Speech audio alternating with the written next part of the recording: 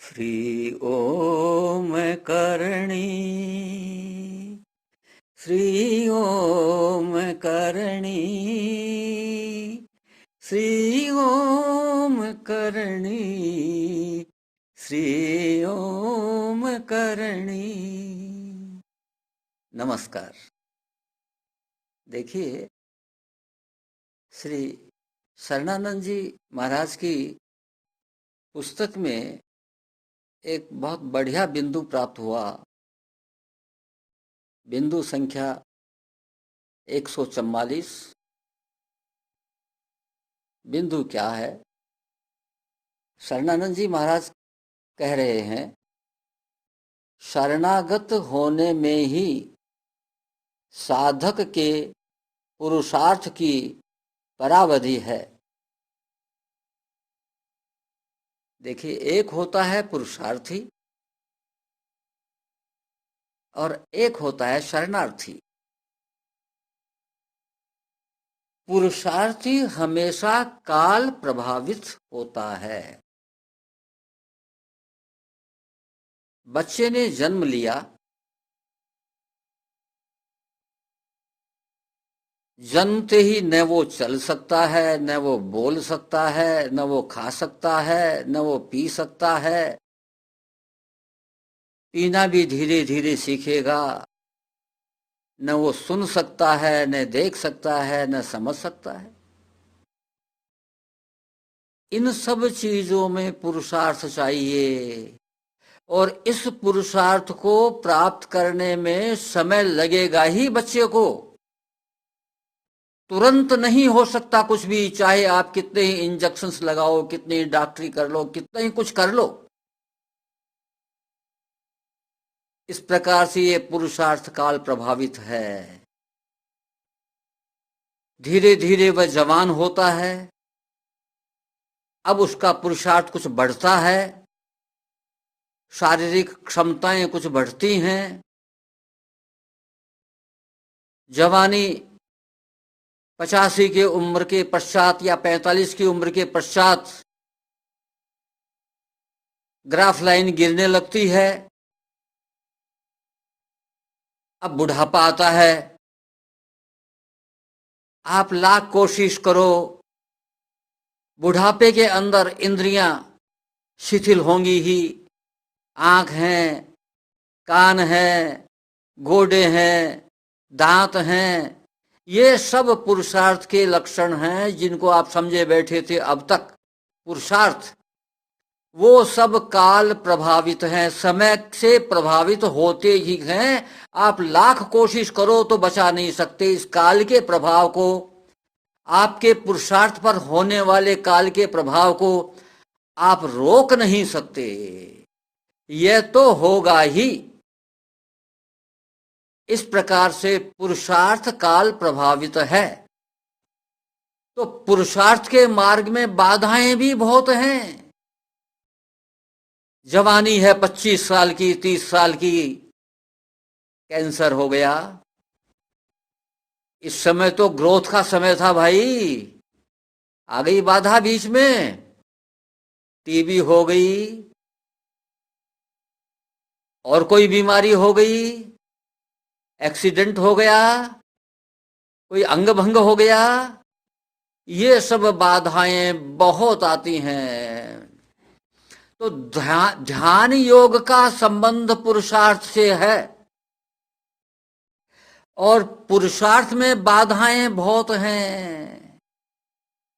इसलिए एक जन्म में ध्यान योग सफल नहीं हो सकता।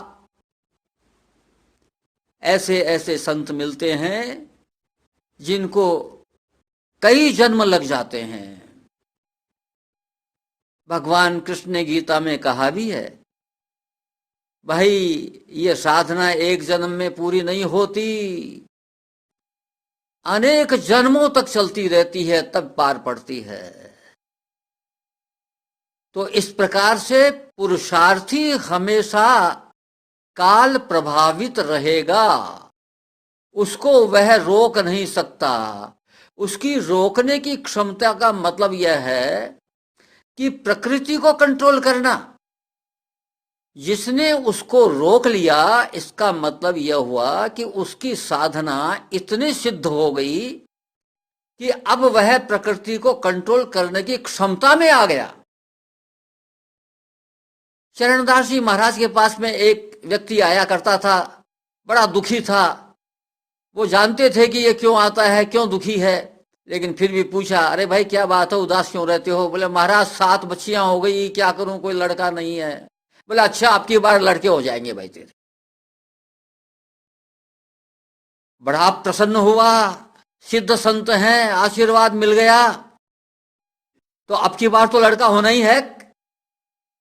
लोगों ने बहुत कहा, अरे क्या रखा है इन बातों में भैया, कोई लड़के लड़की को भी कोई कंट्रोल करने की क्षमता रखता है क्या? जन्म मरण परण तो ये भगवान के अधीन है, विधाता के अधीन है। कोई संतों में ताकत है क्या? ऐसे बहुत देखे, ऐसे संत खूब चिढ़ाते थे लोग बाग। नतीजा यह हुआ कि जब अगला प्रसव पत्नी के हुआ तो 2 जुड़वा बेटी हुई। अब तो सब लोग बड़े और चिढ़ाने लगे उसे, खूब चिढ़ाने लगे, ले और जा वहां पर।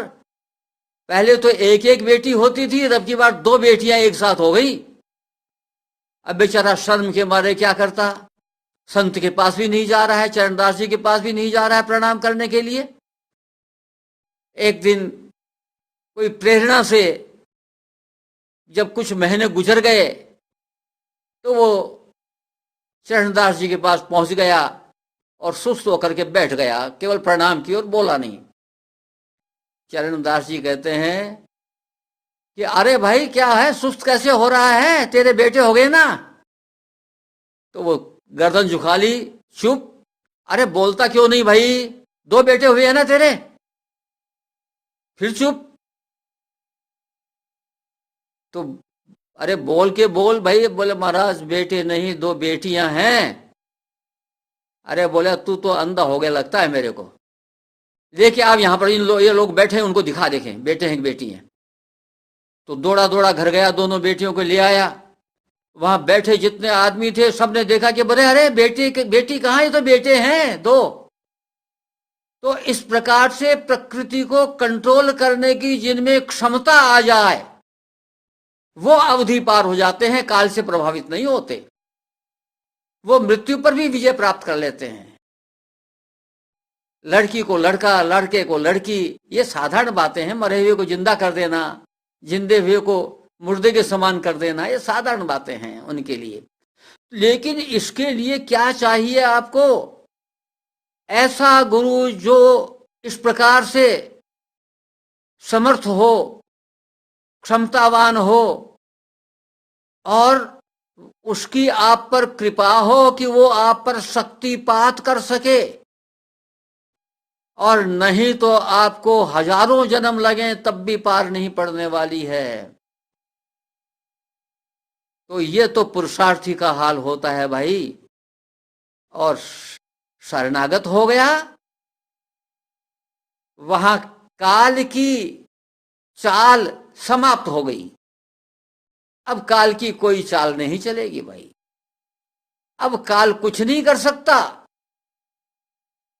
अब काल बेचारा नर्वस हो गया, भाई ये तो अब प्रभु का शरणागत हो गया, अब इसका नियमन तो प्रभु ही करेंगे, इसका इष्ट ही करेगा, हम कुछ नहीं कर सकते, काल प्रभावित नहीं रहेंगे वो। बहुत से संत साधु आपने देखे हैं,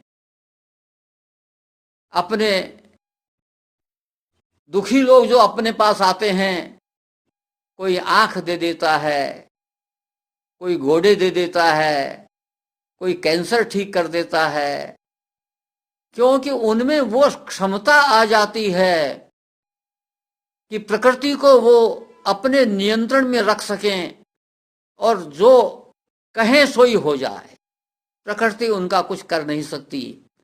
तो ये क्षमता आती है। पहले आप शरणागत होइए प्रभु के। जब प्रभु की शरणागति में पराकाष्ठा पर आप पहुंच जाएंगे, काल का प्रभाव आप पर नहीं रहेगा, नेचर का प्रभाव आप पर नहीं रहेगा, आप क्षमतावान हो जाएंगे। लेकिन इन क्षमताओं का उपयोग नहीं करना है, यह ध्यान रखना है। क्योंकि ये क्षमताओं का उपयोग प्रभु के रची राखा में विघ्न डालता है, और प्रभु के रची राखा को स्वीकार करना है। और उस रची राखा को पहले अपने स्वयं के लेवल पर स्वीकार करो, तब समाज के लेवल पर स्वीकार करना शुरू कर देंगे। इसलिए शरणानंद जी महाराज का अगला बिंदु 145 है, जो मैं आपको और सुनाता हूं। कहते हैं, जो सच्चाई पूर्वक प्रभु के शरणागत हो जाते हैं, उनको आवश्यक वस्तुएं बिना मांगे ही मिल जाती हैं, और अनावश्यक मांगने पर भी नहीं मिलती। आप देखिए कि आपने किसी चीज की इच्छा की और शरणागति हैं, आप शरणागत में आए हुए हैं, आपने किसी चीज की इच्छा की। क्या इच्छा की? आपने इच्छा की कि मेरा लड़का सीए हो जाए, तो ये एक इच्छा हुई आपने। तो आपने इच्छा की, पहली बात तो ये समझ लो कि जब आप शरणागत हो गए हैं, तब फिर इच्छा करना बंद कर दो। ये देखो कि आपका इष्ट हमारे बच्चे, इस बच्चे के लिए, हमारा मत कहो, इस बच्चे के लिए क्या करता है। जो करता है वो ही स्वीकार है हमको। ठीक है, हम इसको सीए की तरफ ले जा रहे हैं। अब ये उद्योगपति बनाना चाहता है, 100 सीए उसके नीचे नौकरी करेंगे, तो ये तो अपने इष्ट की का उसका विधान है, अपने इष्ट का विधान है, वो चाहे जो करे। हम तो उसको सीए बनाना चाहते थे और प्रैक्टिस कराना चाहते थे, और हमारे इष्ट के दिमाग में तो ये था कि ये तो उद्योगपति बनेगा और 100 सीए इसके नीचे नौकर होंगे। तो बोलिए कितनी ऊंची बात थी इसकी तो। और हम कहाँ टटोल रहे थे? बहुत लोअर लेवल पर टटोल रहे थे हम, कि ये बच्चा बस इतना सा ऊंचा है, क्योंकि हमारी सोच कितनी सी है।